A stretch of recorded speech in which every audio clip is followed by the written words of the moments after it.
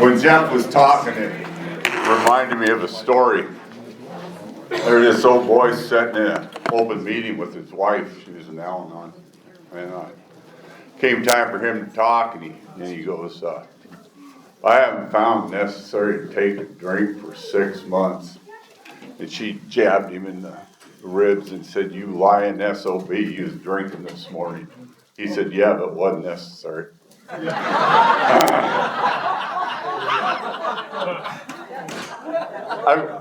I've got the opportunity to introduce our next speaker. I came to know Pete through a Zoom meeting that I attend at 7:15 in the morning, and he's there every morning, and he's always got a lot of good stuff to say. The group is based out of the Millard group, which I have a brother that's here someplace right over there that attended the Millard meeting, and about my third day in, they asked who I was and told them. Somebody asked me if I knew somebody in Norfolk, and I didn't recognize the name. I said, you guys know Bob Bierman? Bobby, yeah. He's my brother. No way. Anyway, Pete's always got a lot of good stuff to say, and I'm on the committee to help pick speakers and stuff, and I'm like, yeah, he's the one. And he graciously said yes, and came down to Norfolk to share his story with us. So Pete, if you'd come up. And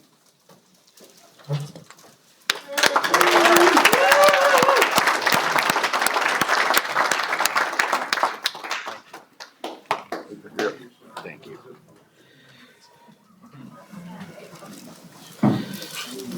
All right. Well, good morning, everybody. I'm Pete. I'm an alcoholic. I appreciate the invitation from Galen and from Russ and the opportunity to be here this morning to share my experience, strength, and hope. I was one of the guys that fell off the turnip truck that Jeff talked about. So I don't know that I need a qualifier, but I would give you a qualifier. I pooped my pants and puked all over and made somebody else clean it up.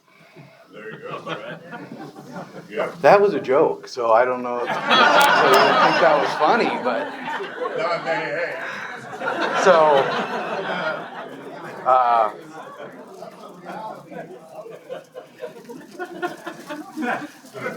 I am currently sponsored. My sponsor has a sponsor, and his sponsor has a sponsor. And I sponsor people. And my sobriety date, by the grace of God, is February 19th, 2012.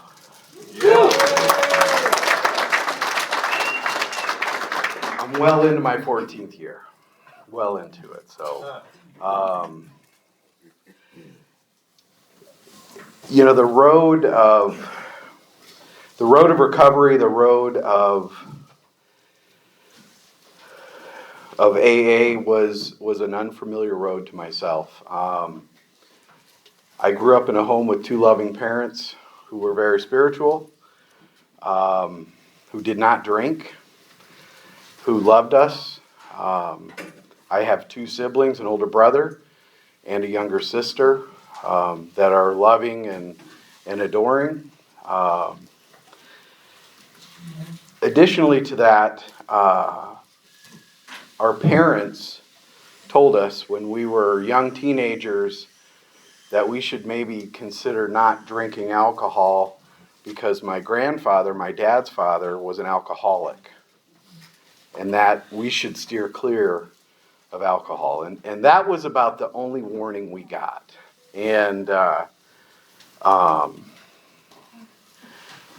think about the day that they told us that, we had really no questions. It wasn't like, well, what happened? Tell us about that in your life. I think we were so selfish and self-centered, the three of us, we didn't really care. And I know I didn't. But as a young kid, I was a thief, I was a bedwetter, and I was a thumbsucker. And I sucked my thumb until I was 13. Okay? And I remember being in elementary school, and I would drop my pen and then dip under the table for a quick suck.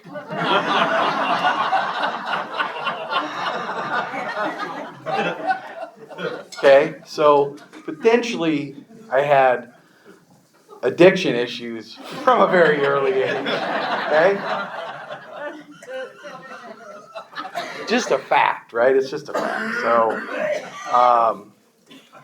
and that's one of the facts that I would have never shared with anybody. That was something that nobody ever needs to know. And so early on,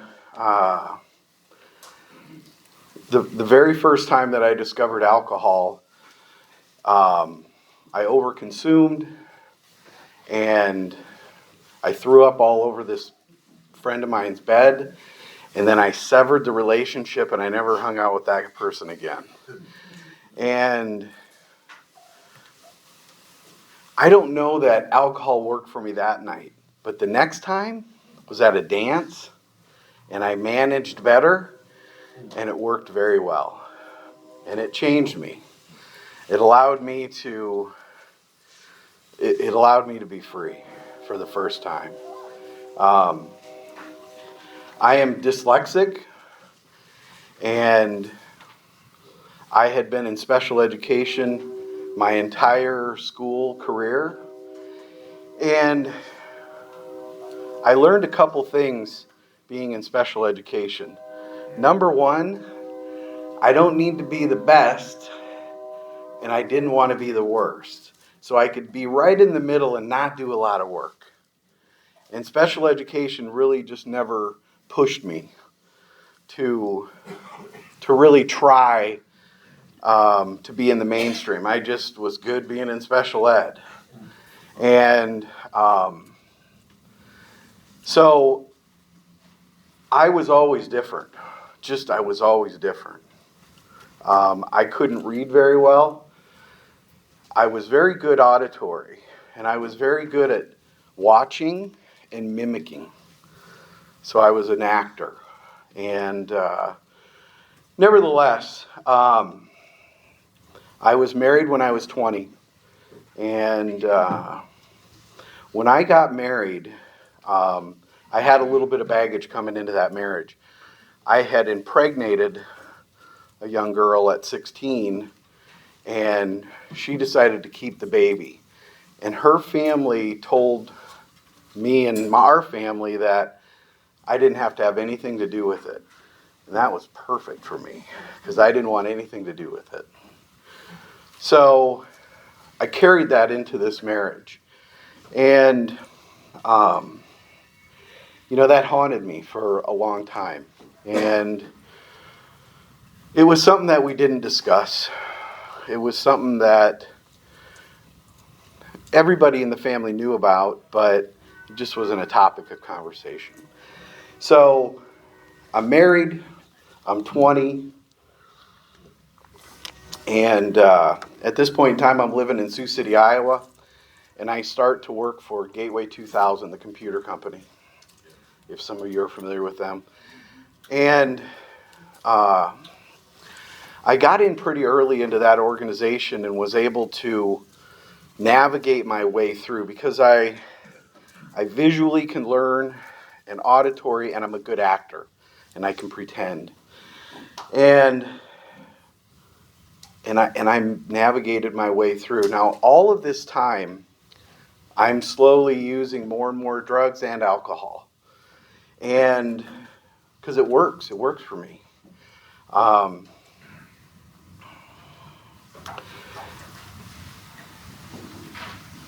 We as a family, up until we landed in Sioux City, had moved about 15 times. And my dad wasn't in the military, he was just following a career. And so we moved from Minnesota, we moved to Arizona, Omaha, some places in Iowa, and then eventually landed in Sioux City. And I did a very similar thing with my wife. We and my family, as I took them to Bismarck, North Dakota, Seattle, Washington, Philadelphia, Lincoln, and now into Omaha. And moving for me was like the new beginning, right? I get to recreate who I am. It was always that way. And I remember in some of the, in some aspects of school, they would say, write down your goals for the year. And I would write down my goals, and then maybe at the end of the year we would look at those. I was nowhere near any of those goals. And that is probably the most consistent thing. If I wanted something, I never knew how to achieve it. You know, I would just be, I'll go down another path or go somewhere else. So we moved a lot, and a lot of restarts for me. When we moved to Lincoln, my dear wife said, this is it. We're going to be here until our kids graduate from high school. Now, they weren't going to graduate from high school for about 15 years. Okay. And so through that period of time, maybe every 2 or 3 years, my wife would write me a letter. And this letter is, I know you don't want to act that way. Well, the first thing would be, it was a full envelope. And on the outside was, don't read this until you leave. And then inside it would say things like, I know you don't want to be like this. I know this isn't the person that you are. Maybe you have a problem. Maybe you could get some help. And I never had a DUI. I never lost a job. My career had always been advancing. I had never lost a home, never lost vehicles. Just none of those things had occurred yet. And on one of my business trips, I tried to smuggle some non-conference approved drugs onto an airplane, and I got caught. And and there was a big story that went with that, getting caught. I forgot it was there. I didn't realize it was only a little bit, whatever. It was all the things that come with deception. And that's what it is, right? It's just deceiving. I'm just being deceiving. So on January 26th of 2012, I'm on a business trip. And this business trip that I'm on, the company that I was employed with asked me to take on a significant project. They're going to build an $80 million facility, and they want me to oversee it. I'm like, that's fucking beautiful. That is great. I'll take this responsibility on. I was scared out of my mind. But there was, again, some more pay, more responsibility. But in those two things, there was more freedom. And I was like, okay. So on this trip, I went out to New York, and I did the normal thing that I always do when I go on a business trip. I stop and get a handle or two, depending on how long I'm going to be, and a couple of snacks, and prepare myself for the next couple days. And I get dug in, and the trip is going along fine. I think I'm into the third or fourth day, and they take us out to dinner. And the next morning, I come to, and I get naked. I go in and I start the shower, and I'm kind of doing some things, and I'm getting ready to take a shower. and I slip and fall in the shower. And I grab the curtain, thinking that it'll help me, and duk, duk, duk, duk, duk, duk, duk, duk, duk, duk. And that didn't stop me from falling. I fall back, I hit my head, I crack my head open. And as I come to and I kind of go to my hands and knees, I see a drop of blood. And I'm like, is that blood?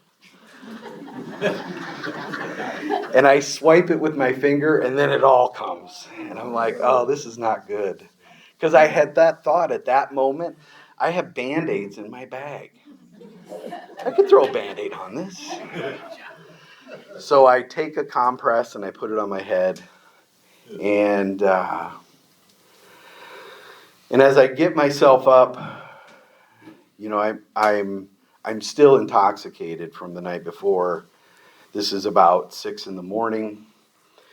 And I go out and I call down to the front desk. And this is it, right? This is the moment. And I say, hey, this is Pete. I'm in 216. I need an ambulance. And the front desk person says, are you okay?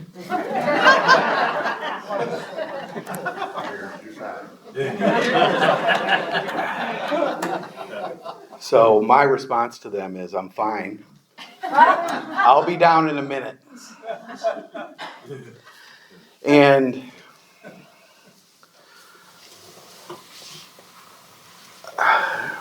so I got cleaned up to the best of my ability. And I remember looking back at the bathroom, and it literally looks like a murder scene. I mean, it's terrible. The curtain is down. It looks horrible. And I'm like, ugh, that's gonna suck to clean up. So I then go downstairs, and by this time they have an ambulance that's just arrived, and they look and they're like, oh, you're gonna need some stitches, we'll take you. And so I get to the hospital and they stitch me up, and it's, maybe 20 stitches or something in my head. And they bring me back, and, I think, hey, I can do this for a couple more days. My trip is a couple more days. And I literally tried to do that. And it was terrible. I don't drink because the doctor said, make sure you don't drink any alcohol because that will not be good for you. So I'm trying to sleep, and I can't sleep.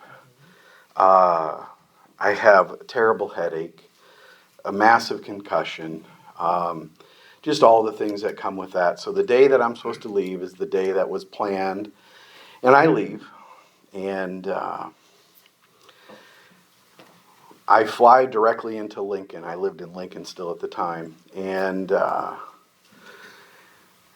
my wife met me there. And the only thing that I can think about is using some drugs. And I'm going to need her to go to bed in order to do that. Because all of this is hidden. I just need you to go to bed. So when I get home, we unpack and we do a couple things. And I'm really encouraging her to go to bed. You should go to bed. Thank you for taking care of me. Go to bed. I'm going to need you to go to bed. So she does. She goes to bed, right? And then, right, I'm getting my medicine. And I'm feeling okay. Now, the doctor has said, you need to just stay inside.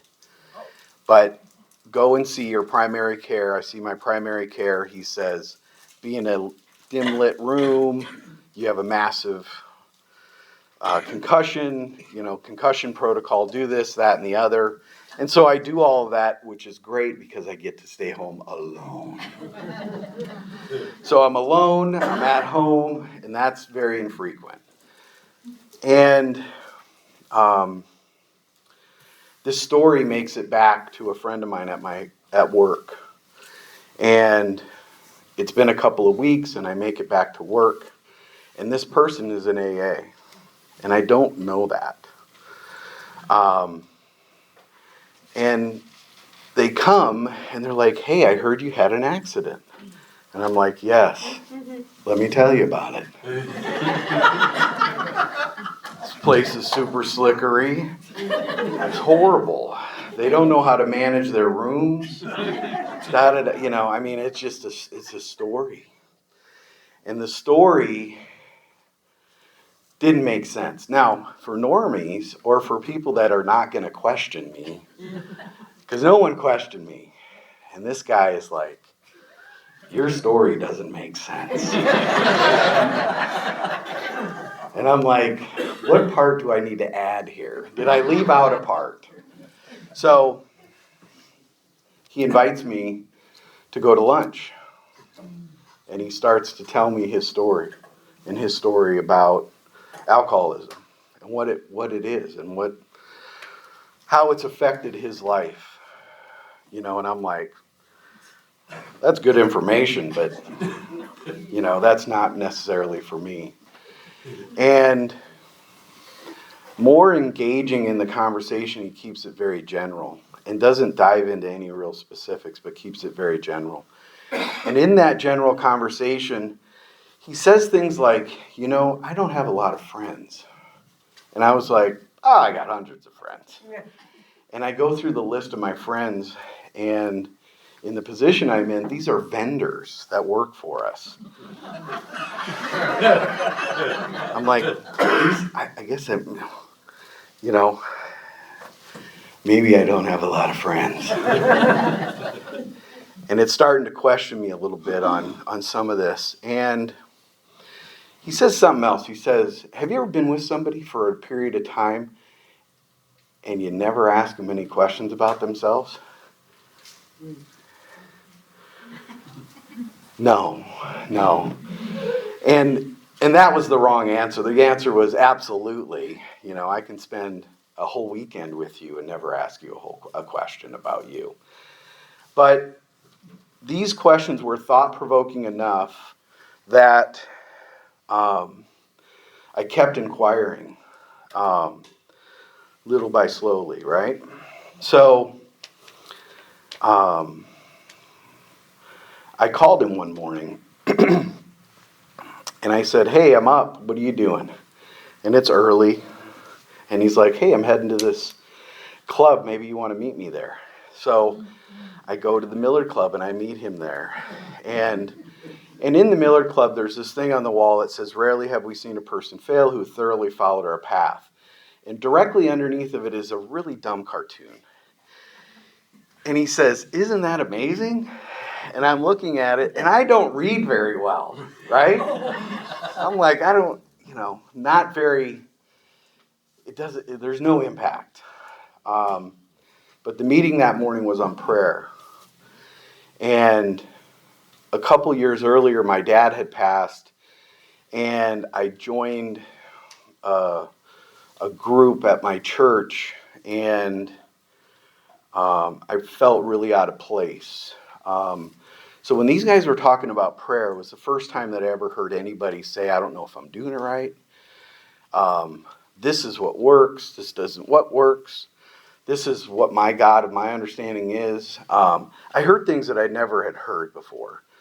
And so over the course of the next couple of weeks, it was so attractive because I heard my stories in you that I was like, I think I'm going to do this AA thing. So,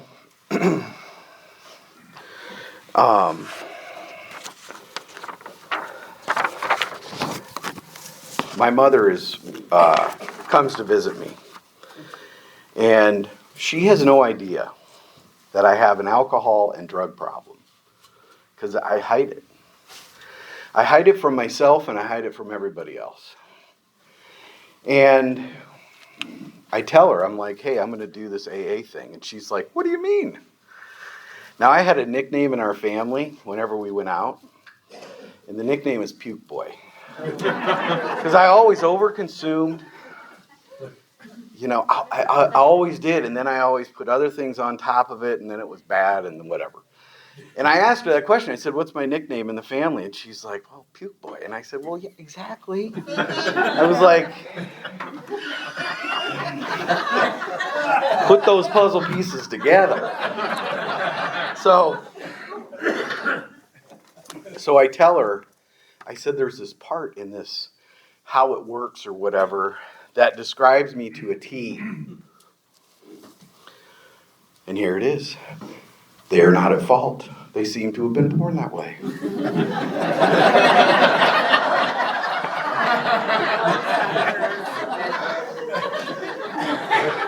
I was born that way. That's it. That is the answer to the conundrum. So she says to me, give me some context. And I'm like, I'll say it slower. They are not at fault. They were born that way. And she's like, no, read just before that. And I read this. Those who do not recover are people who cannot or will not completely give themselves to this simple program. Usually men and women who are constitutionally incapable of being honest with themselves. There are such unfortunates. And I don't think I read the are such unfortunates. And she had a good question for me. And the question was, you're constitutionally incapable of being honest?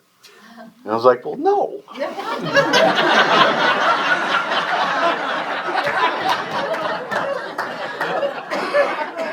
I mean, we don't need to go there, right? I've been lying to you for 20 years plus.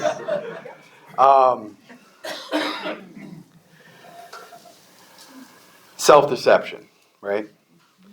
That is it. And I didn't even know. And I didn't know. And I asked my sponsor this question. I said, I'm a good guy, aren't I? And he looked at me and he's like, not really for me to say. And I tell you that is the most powerful thing you can do for an alcoholic. If they say, I'm doing good, aren't I? I don't know. Are you doing good? Not mine to say. That is, because whatever you got going on, I can't see, right? So,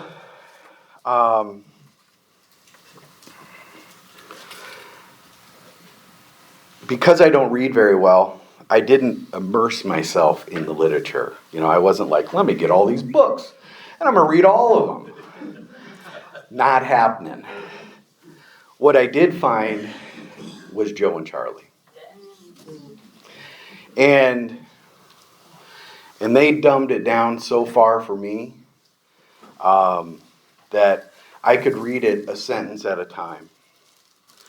And then I encountered page 30, and I had to concede to my innermost self that I was an alcoholic. And that conceding, it's just a fact, right? I'm just an alcoholic, that's it. And when I had written my inventory and did that with my sponsor, I was like, these guys are the ones that wronged me. And as we went through that inventory, I was a real scumbag. That's what it was. It was, I treated people very poorly, Now I did it with frosting, right? So I covered poop, shiny poop. We refer to it as caca de baca. We cover caca de baca with frosting, still caca de baca, okay?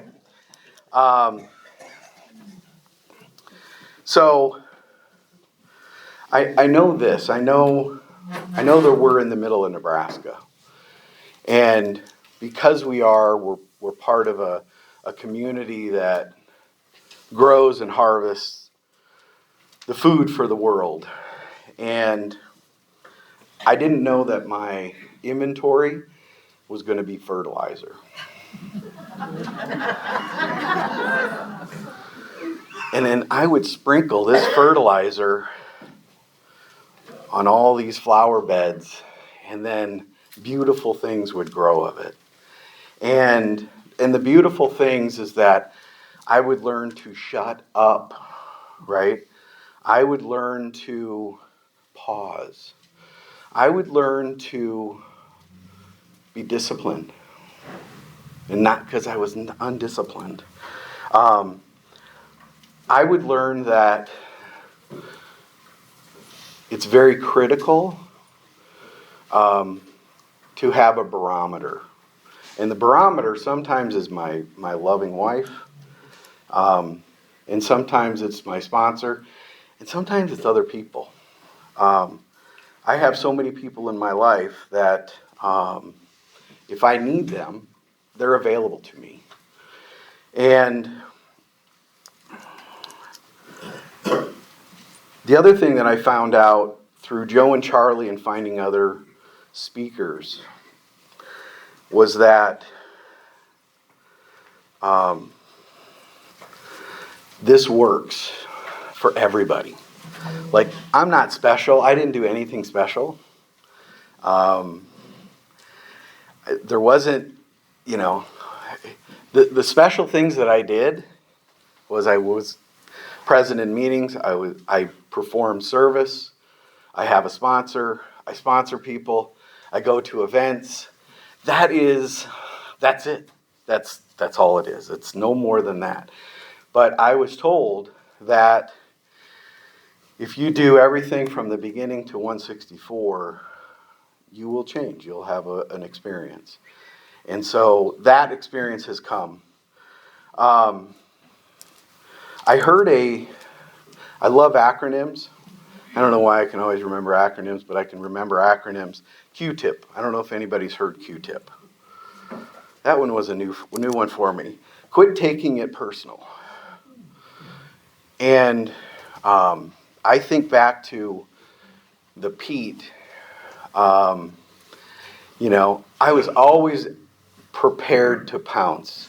You came to a knife fight and I have a bazooka, right? Or you came hand to hand and I have a knife, whichever you want to put it as.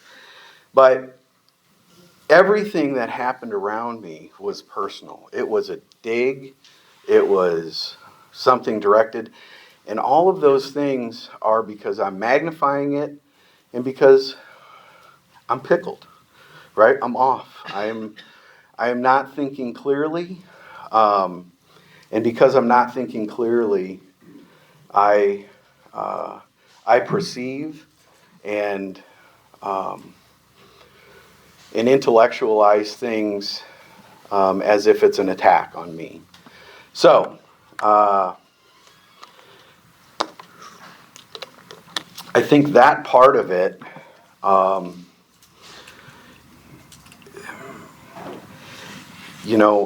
it took effort, and the effort that it took, it didn't kill me, and it didn't overwhelm me.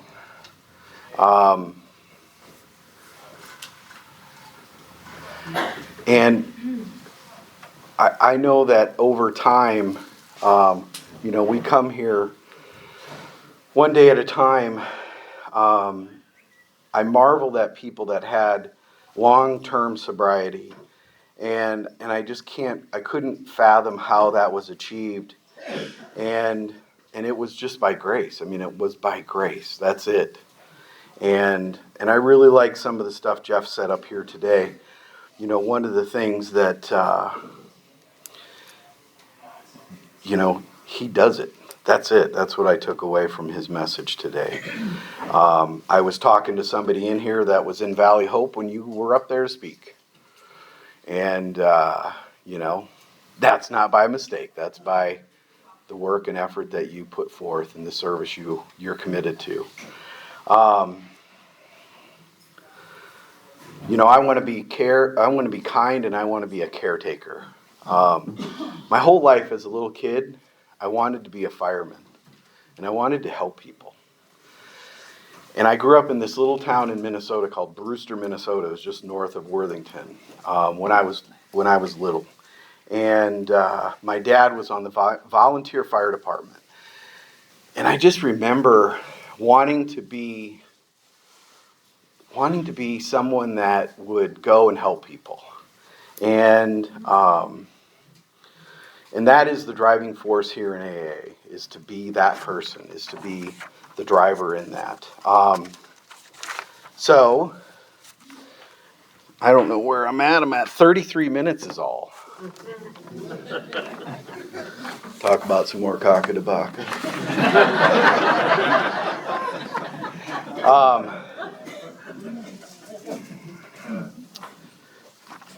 This is not conference approved. I'm going to read it because it is us. This is a friend of mine wrote this in Lincoln.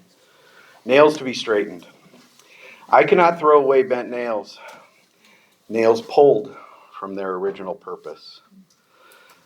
There is still much promise in them. These once used and removed nails, heads chipped, bodies bent, rest at the bottom of coffee cans in my garage, like waiting promises, like old friends I expect to see down the road, who may be a bit worn, but won't let it show. When we meet, who will straighten their backs or their attitude enough for us to recall good times? To share the straight truth we once knew. I straightened bent nails on the garage floor, lying them bent angle upward, and tapping them straight. It is only a blow or two with my hammer to restore their created purpose. When I am doing this, I imagine them, the hearts of old friends, bent and worn from a fatal flaw, whose lives are driven in the wrong direction. I think of their need and of mine, and I wish that I had a hammer to reach the bent hearts. We are all nails to be straightened, people with a purpose, some still at the bottom of the coffee can, looking for the purpose, who only need a little tapping on our hearts by a forgiving hand of the carpenter. So, that is 35 minutes of Pete. So, that is all I got. Thank you, and I appreciate coming.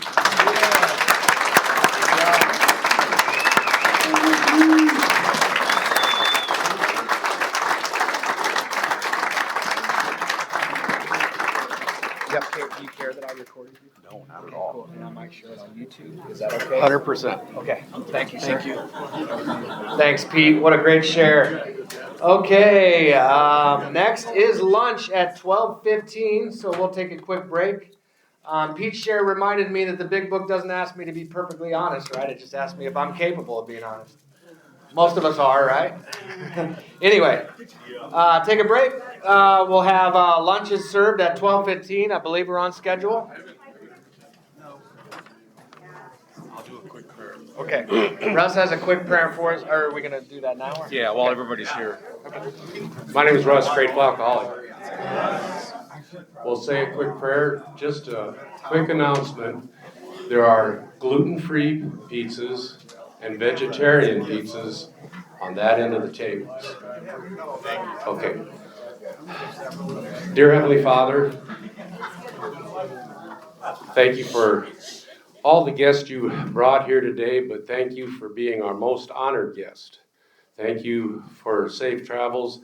Thank you for the blessing of the Fellowship of Alcoholics Anonymous. Please bless this food for the nourishment of our bodies. Bless the hands that prepared it and bless the hands that brought it.